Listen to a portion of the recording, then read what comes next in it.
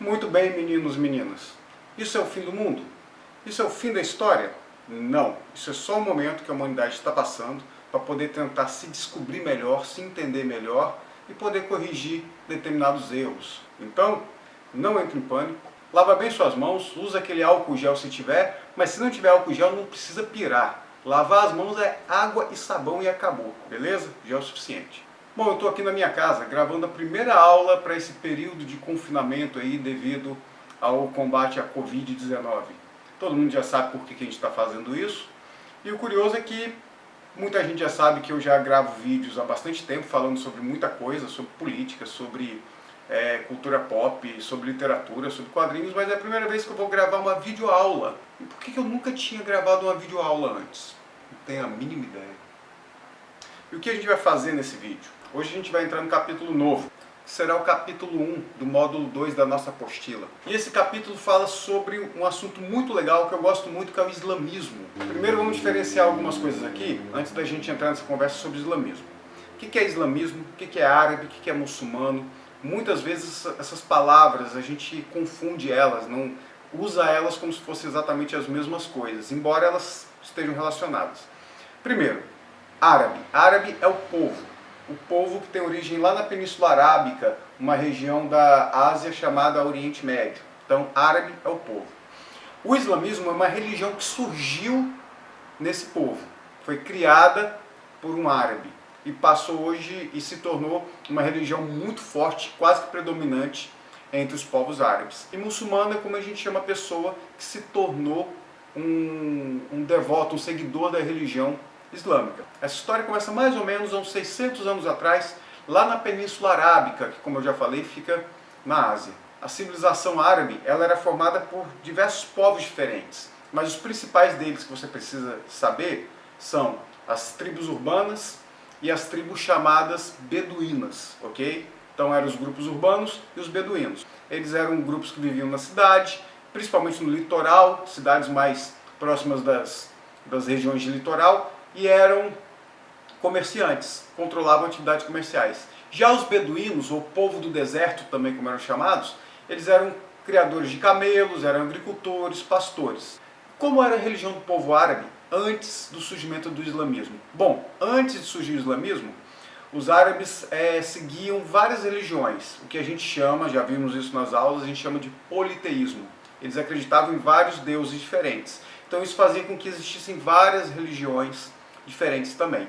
E o principal centro religioso do povo árabe era a cidade de Meca. Por que Meca era o principal centro religioso, a principal cidade religiosa dos árabes? É porque em Meca se localizava o que eles chamavam de Kaaba. O que é a Kaaba? A Kaaba é um templo que foi construído em Meca. Mas por que esse templo foi construído em Meca? Bom, acredita-se que teria caído lá naquela região, onde hoje é a cidade de Meca, fragmentos, pedaços de um meteoro. Um desses pedaços teria caído ali. Se naquele primeiro momento as pessoas não sabem explicar aquilo, elas tendem a atribuir algum tipo de resposta mágica para poder se sentir mais tranquila. Imagina isso então há 600 anos atrás, que não tinha praticamente quase nada de conhecimento científico. Então começaram a atribuir ideias de que aquilo seria algo mágico, algo místico, alguma força fora desse plano teria jogado ela ali. E aí começou a surgir um culto religioso em torno daquela pedra, que foi evoluindo, foi crescendo, cada vez atraía mais gente para a região. Fizeram o templo, que é a Kaaba, em volta, e aí Meca se tornou uma das regiões mais importantes ali da Península Arábica, atraindo pessoas de várias regiões que iam para lá cultuar essa pedra. A cidade acabou ficando muito rica por causa disso, muitos comerciantes começaram a enriquecer, fazendo negócios ali na cidade, e Meca se constitui o principal centro urbano, religioso e econômico da civilização árabe. E esses comerciantes que acabaram enriquecendo muito com tudo isso, passaram a ser chamados de coraxiitas. Mas e a religião islâmica, como que ela surge? Ela vai surgir muitos séculos depois disso, mais ou menos lá pelo século VII, com um cara chamado Maomé.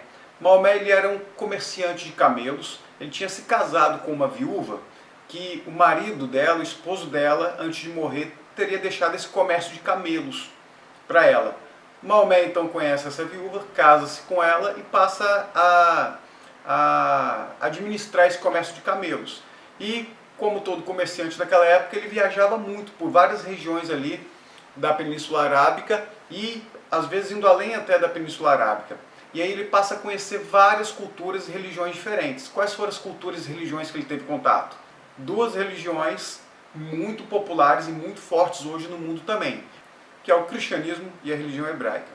O livro que Maomé escreveu e que se tornou o livro sagrado do islamismo chama-se Alcorão, que em árabe significa o livro. Maomé narra como teria surgido para ele a ideia de criar a religião islâmica. E ele narra dizendo que ele teria recebido a mensagem de um anjo numa das viagens que ele estava fazendo. O anjo Gabriel teria aparecido para ele e teria trazido uma mensagem de Deus, que para os islâmicos é chamado de Alá, que em árabe significa aquele que é tudo, aquele que está acima de qualquer coisa. E qual teria sido a mensagem que o anjo levou para Maomé? Que Maomé deveria pregar ao seu povo, o povo árabe, que todos eles tinham que acreditar no único Deus, tinham que parar de acreditar naquele monte de deuses e teriam que acreditar apenas em Alá. Essa era a mensagem que Maomé deveria levar para o seu povo. A partir daí, Maomé começa a pregar por toda a Península Arábica a ideia de que todos deveriam seguir apenas um único Deus, que era Alá. Claro, algumas pessoas aceitaram isso bem, se converteram à religião criada por Maomé. Ao se converter, elas passavam a ser chamadas de muçulmanos, como eu falei, né, que é a pessoa que se converte ao islamismo, que significa em árabe algo tipo o obediente a Deus, aquele que obedece a Deus. Só que muitas pessoas não aceitaram muito bem, principalmente os coraxiitas. Lembra que eu tinha falado anteriormente dos coraxiitas, comerciantes que enriqueceram com as atividades que Meca passou a ter? Esses comerciantes que lucravam muito com o comércio religioso ficaram com medo de que essa nova ideia religiosa pregada por Maomé prejudicasse os lucros deles. E aí eles começaram a perseguir Maomé e perseguir aqueles que seguiam as ideias de Maomé. Chegou uma hora que Maomé teve que ralar peito, teve que sair fora de Meca. E aí foi para uma cidade vizinha chamada Medina, seguido obviamente por aquelas pessoas que tinham começado também a acreditar na religião dele e a segui-lo. Maomé passa um tempo lá em Medina.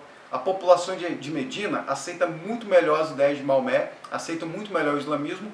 Boa parte da cidade se converte. Maomé então forma um exército de seguidores. No entanto, os comerciantes de Meca continuaram atacando Maomé, mesmo lá em Medina. Só que Maomé já tinha constituído um grande exército de seguidores, e isso inicia meio que uma guerra entre os seguidores de Maomé e os comerciantes da cidade de Meca. Até que no final das contas, Maomé acaba saindo vitorioso, ele invade Meca, destrói todos os templos politeístas que tinham e preserva ali só a Caaba, que ele estabelece como o templo oficial também do islamismo, o que até hoje, lá na Península Arábica, na cidade de Meca, é assim. A Caaba é o principal templo da religião islâmica. Maomé, ainda vivo, ele viu a sua religião se tornar uma religião gigantesca dentro da Península Arábica e atingir boa parte do povo árabe. Só que ele acabou morrendo. E após a sua morte, começou meio que uma picuinha ali, começou meio que uma treta, uma briga entre seus seguidores. Alguns achavam que o islamismo tinha que ter continuidade de um jeito, outros já achavam que não. Outros já achavam que tinha que ser exatamente do jeito que Maomé pregou. Quem saiu vitorioso foi um primo de Maomé, que também era genro dele. Doideira, né? Mas de qualquer maneira, houve aí uma ruptura, houve uma divisão no islamismo. Islâmicos xiitas e os islâmicos sunitas. Qual é a diferença? A diferença é que os sunitas acreditam que você tem que seguir exatamente aquilo que Maomé pregou, que é justamente o grupo do qual o primo genro dele, que saiu vitorioso nesse conflito, faz parte. Mesmo com esse conflito, o islamismo, após a morte de Maomé, se tornou ainda maior do que já era. Quando Maomé ainda era vivo, o islamismo praticamente se expandiu por toda a Península Arábica, ali na Ásia. Após a morte de Maomé, ele vai se expandir para outras regiões do mundo. Isso graças a algumas dinastias. O que são dinastias? Já falamos várias vezes disso na aula. Dinastias são famílias que passam a ter o controle e o poder político de uma região durante algum tempo. Então as dinastias que passaram a comandar o islamismo após a morte de Maomé também tiveram muito sucesso na expansão do islamismo. Destaque para duas. A primeira delas é a dinastia Omíadas. Essa dinastia foi responsável pela expansão do islamismo pelo norte da África, por uma parte ali da Ásia ainda, mas principalmente pelo norte da África, e eles conseguiram iniciar uma tentativa de ocupar a Europa, por onde hoje é a Península Ibérica. Península Ibérica é onde fica Portugal e Espanha. No entanto, vários reinos ali da Península Ibérica se uniram e conseguiram derrotar, conseguiram vencer essa tentativa do islamismo de ocupar a Europa. Embora boa parte ali de Portugal e de Espanha tenha sofrido uma boa influência da cultura islâmica pelo tempo que ela permaneceu ali. Mas graças a essa aliança dos vários reinos ali da região, eles foram expulsos, no que ficou conhecido como Batalha de Poitiers. E a outra dinastia que a gente vai destacar é a dinastia dos Abássidas. Ela conseguiu expandir ainda mais um pouco aí o islamismo, mas o que destaca nela é que, percebendo que o Império Árabe estava extremamente amplo e possivelmente ficando difícil de se controlar, de se governar, a dinastia dos Abássidas decide fazer uma divisão no Império para ficar mais fácil de coordenar, de organizar ele. Essa divisão foi chamada de Emirados. Eram várias regiões politicamente independentes, né? Tinham governos próprios ali, se estabeleciam governos próprios, mas todas seguindo as orientações do islamismo. Não se tem certeza ou não, pode ser que sim, mas muitos historiadores acreditam que essa divisão ela teria permitido que o Império Árabe, o Império Islâmico, começasse a se desfazer. Por quê? Porque essa divisão teria permitido que outros povos conseguissem dominar os povos árabes. Ela teria enfraquecido um pouco o Império Islâmico, tornando mais fácil para que outros povos invadissem ali as regiões que o islamismo já tinha ocupado. Recapitulando rapidinho o que a gente viu hoje. O islamismo é uma religião que surge na Península Arábica, criada por Maomé, que pregava a crença em apenas um único Deus. Isso criou um grande conflito entre os seguidores do islamismo e os poderosos comerciantes da cidade de Meca, que no final foi vencido pelo islamismo, abrindo caminho aí para a grande expansão do Império Islâmico. Esse império dominou toda a Península Arábica, dominou parte da África e conseguiu se estabelecer numa pequena parte da Europa chamada Península Ibérica, até serem expulsos por aliança de vários reinos ali daquela região. Após a morte de Maomé, o islamismo começou a ser liderado pelos califados, que eram espécies de descendentes, pessoas que vinham da mesma linhagem, da mesma família de Maomé. Depois de um tempo, então, quem passa a comandar o islamismo são as chamadas dinastias, famílias que tinham alguma importância ali dentro da cultura árabe e passavam a ter o controle do islamismo.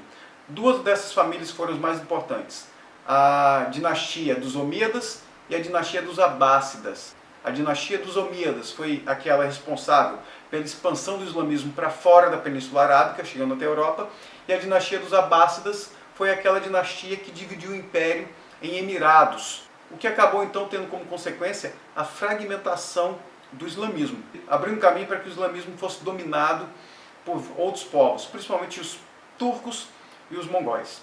Ok?